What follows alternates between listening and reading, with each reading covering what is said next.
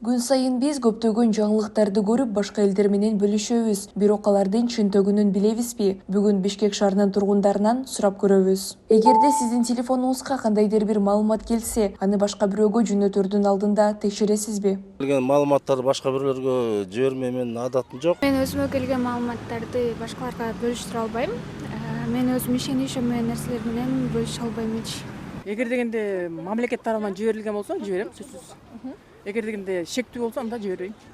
Эч кимге жөнөтпөйм, анткени каждый кыргызстандыктын телефонуна ошол информация барат. Жакындарыма ooзеки түрүндө айтышым мүмкүн, бирок жөнөтпөйм. Мен андайларды окуйм, бирок ишенбейм, эч кимге жөнөтпөйм. Келген маалыматтарды бирөөлөргө жөнөтпөйм.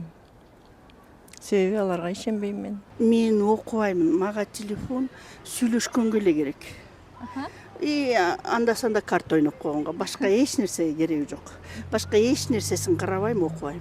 Мен мамлекеттик сайттардан келген билдирүүлөргө ишенем албетте.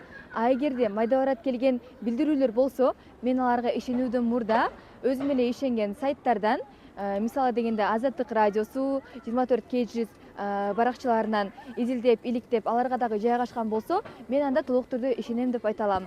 Себеби дегенде ал билдирүүнү мен башка адамга жиберсем, эгер ал маалымат туура эмес болсо, ал адамдын коопсуздугу менин мойнумда болуп калат. Маалымат бул курал. Ал чындыкты тарата да, калпты жайылта да алат. Ошондуктан бөлүшүүдөн мурун аны кеминде 3 булактан текшерүү ар бирибиздин жоопкерчилигибиз.